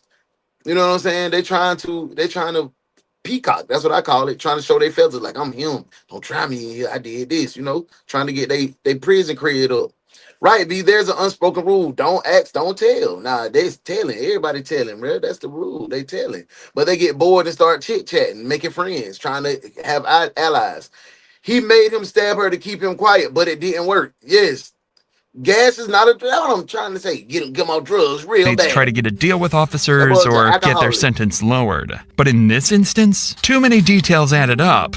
Details only the killer or someone heavily involved could have known. One of those was his claim that Charles had lured Katie to a location near the abandoned house. For detectives, this suddenly made sense of why her car had been discovered just a few miles away, abandoned without a struggle. Charles also allegedly told his bunkmate that he and John wrapped Katie in a tarp to move her into the basement. This matched forensics, which had already indicated she'd been moved after death. Now detectives have a chilling theory of how that happened. It was now a very big chance for the detectives to possibly catch one of Katie's killers, a chance they couldn't afford to waste. So without hesitation, they brought Charles in, hoping for the biggest breakthrough in the case yet. But detectives knew getting Charles to talk wouldn't be easy. They didn't have enough evidence to pin him down, and they needed something, anything, that could make him slip. So they decided to take an insane risk. They came up with a plan to push him over the edge. They would bluff, pretending that John had already been arrested and was ready to testify against him. If Charles believed it, the pressure might finally make him talk. Lawyer. But if he didn't, detectives would lose their best chance to get the truth. Hi, Charles. Well, that's what cows expect. Let's get away from the polygraph, okay? Because you've been saying that ever since I read the warrant to you, okay? Because it's not looking good for you. You know, I just realized I was on the wrong people. Nah, we in here, bro. God, please take a polygraph test. God, please take. Let me tell you that John was arrested in New Jersey. Okay? And he sang like a bird to those investigators. I don't care what he told you. Well, you should. I was not there. Investigator Manley told you that John was arrested earlier. This Charles was definitely not in charge. What do you think he's saying? He was an accomplice. I don't know what he's saying. I don't know, but I know I've never seen that girl in my life. You were both there, Charles. No, we was not. As soon as the questioning starts, Charles demands a polygraph. That boy got Memphis in his head. And detectives know exactly what that means. Polygraphs aren't reliable, can be manipulated, and their results can't be used in court. It's an easy way out. Simple yes or no questions instead of real confrontation. And before long, his avoidance turns into an act of ignorance. I never seen that girl. But you knew that they were married, and you knew that John had problems. No, I did not know. Oh, no. You told me at the Fountain Police Department that John has talked about how she was fucking his career up. That was a lie. Everybody singing like a bird. I never had no weapon. You will not. Look at her. Talking about the queen made it into work today. Her and her mama. Look. Let's talk. Her and her mama be arguing for the queen title. They want to be the queen of who run daddy's pockets. Hey, baby girl. I don't care what time you came in. You late. So guess where you got to go? Guess. What time is it? No, what time is it? Yeah, it's past the time that you were supposed to be here to clock in. No, save the excuses, detectives. You know the code. You know what's next. Desk duty. You let detectives discuss me. Hey, Stinks. Yeah, you came in late on the good one. I find no fingerprints or no weapon that I We on the last 15 minutes. Number one. Why is that? Because I wasn't there. I didn't touch no weapon. I never had no weapon. But he said, I'll never find fingerprints on a weapon that you touched. Yeah. So, I guarantee have you ever told anybody that you're involved in this murder? Do I look stupid? Do I look like I would just go inside of a fucking jail to some guy I don't know and say, hey man, I murdered some girl? You know what it looks like you were remorseful for your actions. Let me ask you this, where's the phone that you had that you communicated with Katie on? Who's Kate? The girl that died? Some crab legs and stuff. Where's the phone? What phone? The phone that was used to communicate with the girl the day that she was murdered. Only phone that I had was the one you confiscated and the one at Miss Christie's house. Even after the detectives bluff and revealed the testimony his previous cellmate made about Charles' involvement in the crime, he denied everything. Good job, Still, Charles. detectives couldn't ignore the phone data placing him near the house or the chilling details from his bunkmate. With no confession, all they could do was wait. Charles's DNA was now added to the samples already being tested against the evidence found beneath Katie's fingernails. And when those results came back, they would finally reveal who was truly involved. Over 2 weeks have now passed since the last lead on the case. Look, both of them coming at the same. Man, come on, man. Look, both of my kids, you go to Death Duty too, son. Welcome in, y'all. There's your boy Tay TV, bro. Look. What time is it? No, what time is it? Yeah, it's past the time that you were supposed to be here to clock in. No, save the excuses, detectives. You know the code. You know what's next. Desk duty. You let detectives discuss me. They rode together, bro. They rode together. He sent her in first, going in, soften dad up. Soften dad up first, then I'm going to come in. Welcome in, y'all. I hope y'all having a good morning, bro. Everything good? False leads and missing crucial timelines, it was becoming more and more possible that the real killers of Katie would never be found. About all family today. Until the detectives got a call from Hannah's parents with information that could soon result in solving the whole case. Hannah had resurfaced, stating she had been abandoned by John and would soon come back to her hometown, so law enforcement would be there, waiting for her. It was now the day when Hannah was supposed to come back to her home. Yes. Law enforcement secured all entries to the city, as well as all possible places she could go to. And finally, at 9 a.m., she would be spotted near her family home. From there, she would be instantly detained and taken to the police department for interrogation. For the detectives, it was now or never. That was their biggest chance of finding out what had really happened and who is truly responsible for Katie's death. I hope she gets some time. What was the game plan when you guys left? I don't think we really had one. Like, I guess both of us just kind of panicked and he decided that he. Now, they would have took my mama them to prison if she was aiding the bed in a criminal. She got an arrest warrant. They had a nationwide manhunt for her. Why? How'd she make it back to her family house and nobody? They was aiding the bed in her. They should have got some charges too. Wanted to leave like the state, and we like drove up into the mountains, and he just got the car like stuck in trees, like in the mountains. So I was like, what are we gonna do? And he said that we would hike. I kind of like stopped, and I was crying, and I was like, I can't do this anymore. I was like, I need to go home. Like, he started like yelling at me and calling me names and saying that if I left, like he was gonna kill me. Then, like one morning, like he had gotten up and left, and then I was just like, I'm not just gonna like sit here. Like, I got up and I went to like down the street to like a hotel, started crying, and then I sent a message to my mom and dad.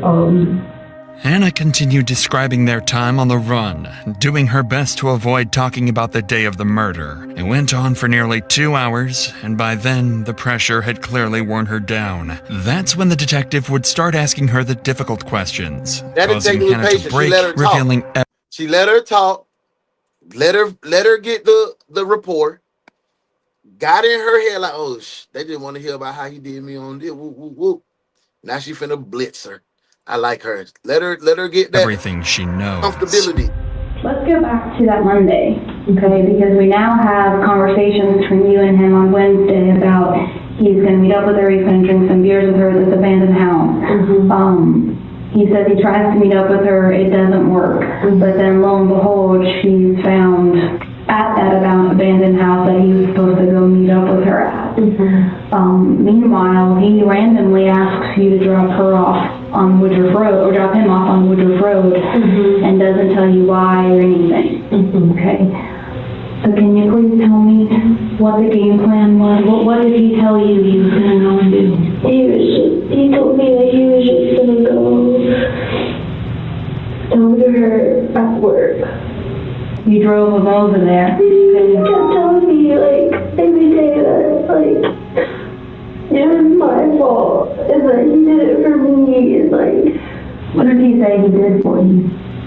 He said that when we were in Oregon at the casino, he, like, yelled it really loud, so then he killed her for me. Hannah, was there a plan before this to get rid of Katie? No, not from you, but did John ever talk to you about getting rid of Katie? Honestly. He killed his ex-wife because of his 17-year-old girlfriend. He's 28. Both of them need to get put in jail. Both of them need prison time. How are you so easily manipulated by a 17-year-old girl? Her front cortex ain't even developed yet. Her front lobe ain't even developed yet. She ain't even capable of making critical and rational decisions until the end. Man, come on, bro. Come on, bro. You was a plum fool. Stupid. Hey, Kojak. Did you come here to break in a nightclub act, or was there something special you wanted? Hey, counselor. You tell your client to have his mouth behave, or he's a prime candidate for a get-well card. tell you about killing Katie? She just said that, like, it was really, like... Yes, they could have just, but you wanted to kill her for that bread. Facts, Miss T. Oh, nah, we don't want to see that. We don't care about that.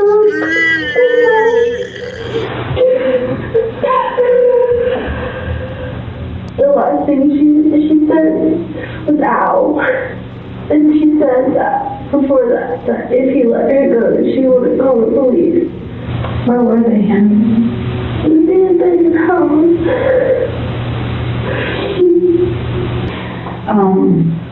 And you don't know exactly where he could be or what he said, right? Okay.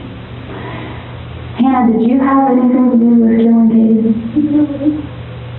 And the reason why I ask you this is because we're still hunting for John. All her tears. And as much as you think John cares about you, from an outsider's perspective, not knowing you, not being your mom, he doesn't.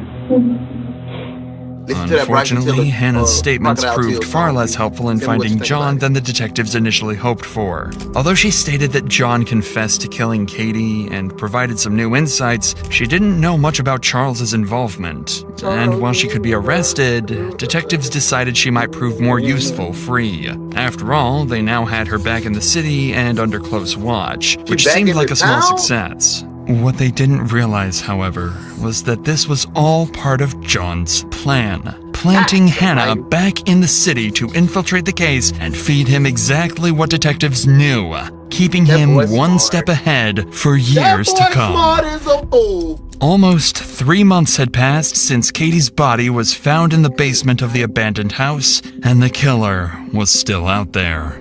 But on that particular day, the long-awaited DNA results finally came back, and the results of DNA found under Katie's fingernails pointed to no one else but John himself. With the DNA matching to John, Wayne was cleared, but detectives still believed Hannah or Charles might have helped, or at least knew far more than they admitted. Detectives already knew that John was only using cash and most likely a fake ID, so all they could do at the moment was wait for John to make a critical mistake that would allow them to catch him. But John was careful, very careful. That boy ain't gonna get caught. It had been over 7 months since Katie's murder and 6 months since John went on the run, when on May 21st, 2017, investigators received tips and possible sightings of John in Washington, over 2,700 miles from South Carolina, where Katie was found dead, and over 300 miles away from where his red Yukon was found abandoned.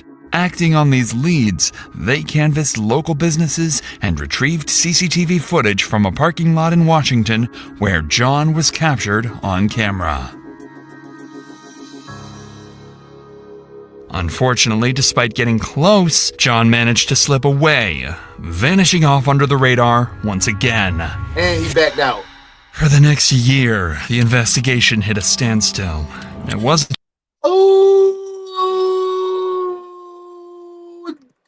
682 days after Katie's murder, John done been on the run. Good until night. September 6th, 2018, almost 2 years since Katie's death, when Hannah finally revealed that John had given her his journal and tools to hide, a crucial piece of evidence that would shift the case in a new direction. The journal became a pivotal piece of evidence, revealing John's state of mind and his premeditated intentions. It confirms that John's actions were driven by a deep desire to be with Hannah and his willingness to kill Katie to make that happen.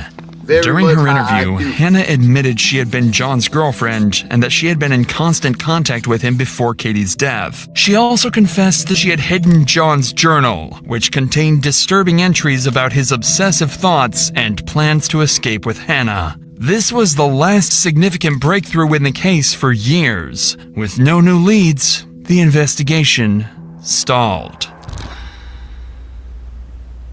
Detectives spent the next few years chasing down small tips and piecing together fragments of information, but nothing substantial came of it. The case gradually faded from public attention. Then, in 2022, 6 Years after Katie's death, everything is about to change. After over 6 years of dead ends, U.S. Marshals and local law enforcement tracked John down in Oregon. He had erased his past, now living under the alias Ben Klein. Under his new identity, he had started a fresh life, marrying a new woman and leaving his past behind. The arrest felt surreal. John, who had spent so long evading capture, was now cornered. After years of hiding in plain sight, the truth had finally caught up with him, and the case was nearing its resolution. However, the mystery of how Katie was lured to the abandoned house remains unsolved to this day. Her phone was recovered damaged, limiting investigators' ability to access message content and app-based communications. And while rumors suggested Charles Scott might have had contact with her, this was never confirmed. With no physical or forensic evidence tying him to the crime, he was ultimately ruled out as a suspect and never sentenced. In 2022, during an interview after John's arrest, Hannah revealed for the first time that she and John had been in regular contact throughout the years he was on the run, continuing to text and communicate, even after she had returned to South Carolina. This new revelation shed light on her role in helping John evade capture. Finally, on September 20th, 2024, John Blauvelt was convicted of Katie's murder and sentenced to life in prison without parole. Hannah Thompson was charged with obstruction of justice and accessory after the fact, receiving a sentence of 10 years. Yes. Hey, man, say, man, what do you feel about that case? Do you feel that John got life with no peas? You can't get no better than that. He ain't getting out no time soon. That boy had a free 7 years on the run, though. And I'm glad that Charles didn't get charged. Charles didn't get charged for the crime because they just had some hearsay. Charles came right in there, was like, man, hey, man, put me on the polygraph right now. I know I ain't lying. So you feel like the cellmate stretched the truth to get some time cut? That's looking like what the possibilities are. Hey, man, say, man, make sure y'all tap in tonight, right here. No, actually not right here. On my other channel. We're trying to get to 100 subscribers on the new channel, my personal channel, Uno in Real Life. Make sure you go subscribe on YouTube, Uno in Real Life. Tonight, we have Brick Happens, where Legos and life meet.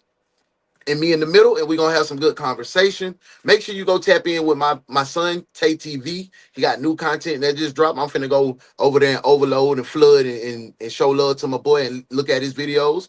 Make sure you tap in with Young Tay White. Young Tay White just dropped a new reaction video. We finna get ready to record about 20 more today. Make sure you go check in with my girl, Modest Moments. You know what she got going on. It's Modesty. Go check in with my girl, It's Modesty. She got colorful conversations. And one of the best podcasts of the week, Mars and Venus, was lit. Go check that replay out.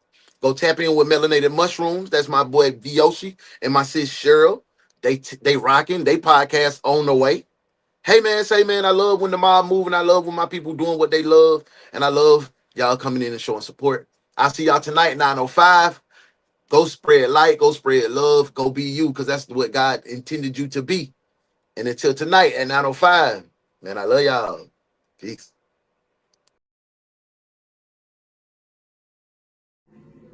Good work today, detectives. Now y'all make sure y'all go spread light and love. And we'll see you again at 9:05 a.m. for another case from your favorite true crime reaction show with your favorite host, The Morning Krewe with UnoDaOne. This has been DaOnes Detective Agency.